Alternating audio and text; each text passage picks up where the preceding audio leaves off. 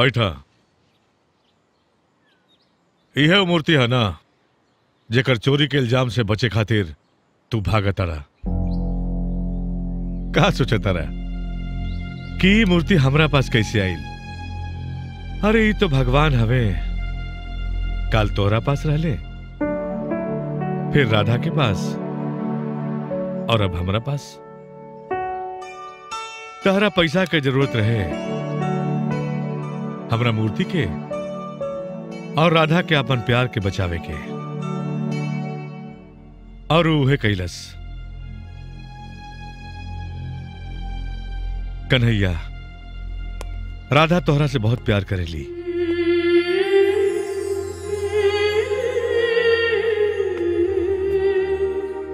बहुत बहुत धन्यवाद आपके। ये सब कुछ जानला के बाद भी हमके छोड़ा तनी।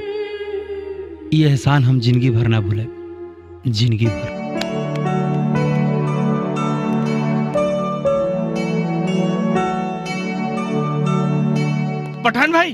पठान भाई मूर्ति मिल गई।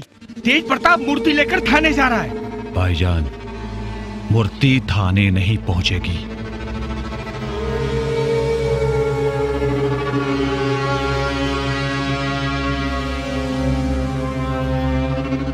इंशाअल्लाह।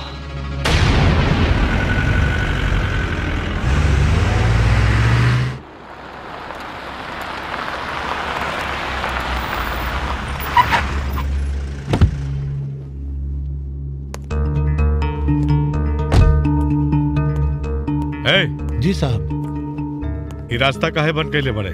आगे नदी के पुल टूट गइल बा, यही से रोडवा बंद कर दिहल गइल बा।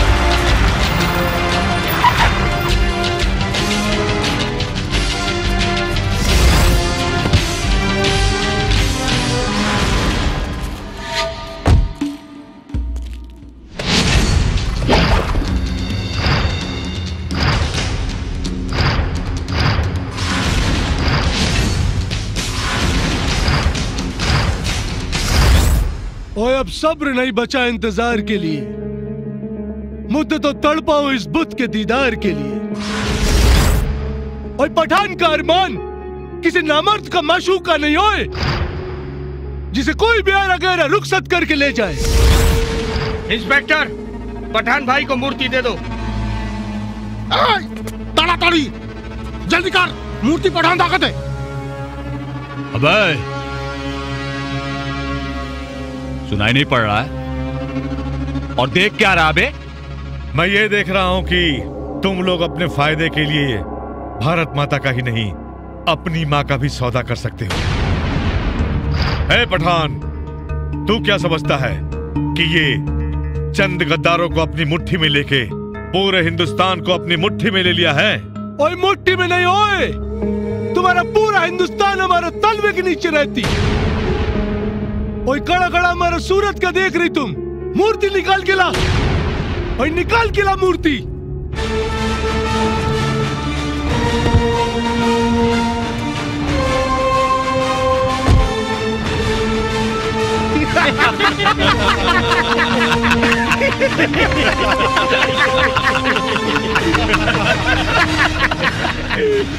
ओए उस बुत को अपना माथे पे क्या लगाती तुम?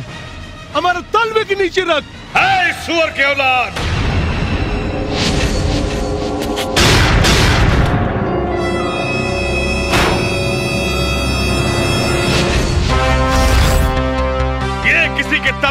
रहते, सारा जहां इनके तलवे में रहता है। इस मूर्ति को ले जाना तो दूर, छू कर दिखा। इतना मार मारूंगा, इतना मार मारूंगा कि कब्र तक तुझे इस हिंदुस्तानी का जलवा याद रहेगा। आजा।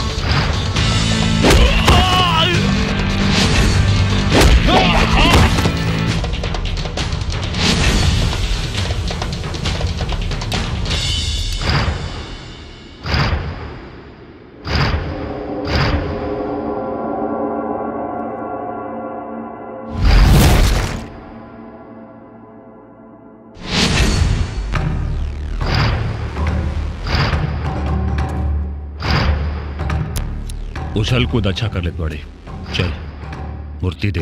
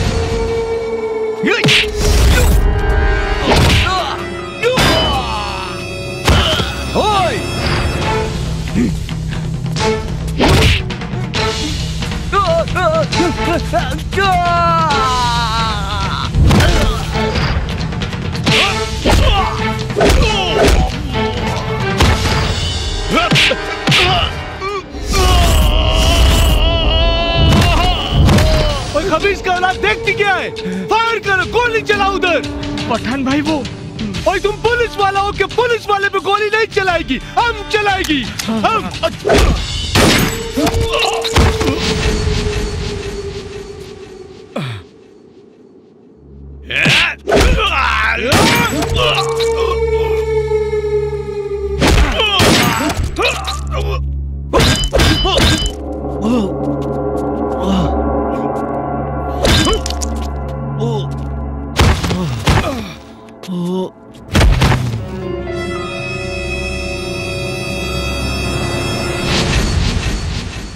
या खुदा तेरा लाख शुक्र, हमारी मुराद पूरी किया। वाह वाह, माशाल्लाह माशाल्लाह, कोई नूर कोई नूर कोई नूर। ओए लाले दी जान, सुना है तू भगवान है, लेकिन मेरे लिए बस सौदे का सामान है। तेरा हाथ किसी मुल्क में, पैर किसी मुल्क में, सर किसी मुल्क में, लेकिन कोहिनूर हमारा मुल्क में, काबुल में रखेगी हम। लेकिन एक बात हम जानना चाहती, हम देखना चाहती कि जिसके तलवे में सारा जहान है वो पठान के तलवे के नीचे कैसी लगेगी।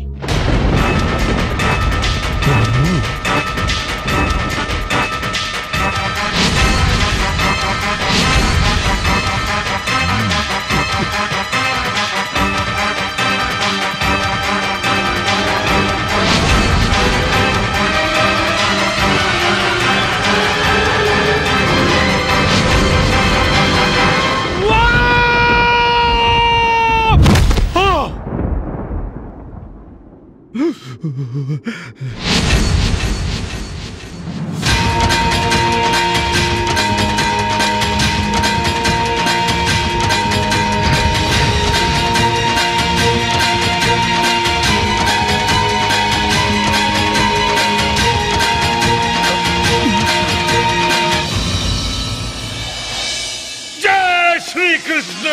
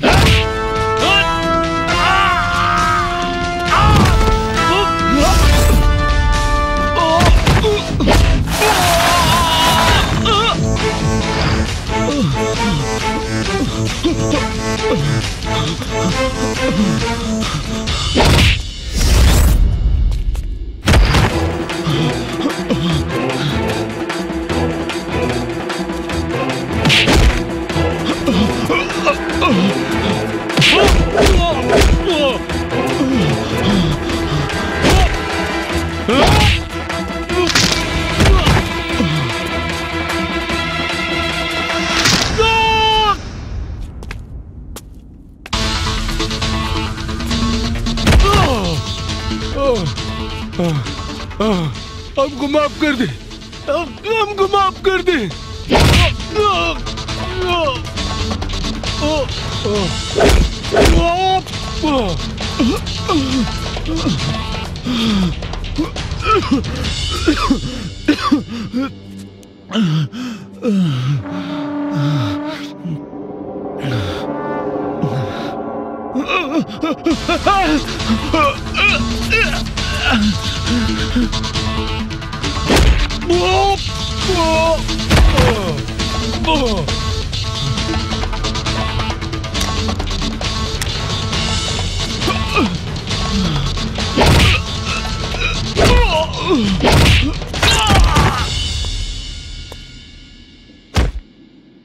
कितना बदनसीब है खान तू कफन के लिए।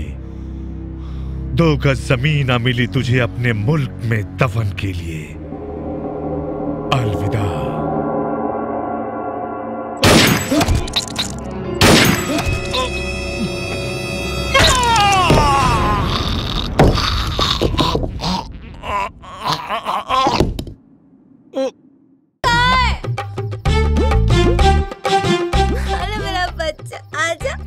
आज पियकर दिवस का। हाँ। उहो फेल तू फेल। तूने क्या सोचा था साले? हम तुम्हें यूं छोड़ देंगे ना। सच्चा प्यार किया है मैंने। हाँ तूफान का भी रुख मोड़ देंगे। ई कब चढ़ा ले लू हो? हाँ।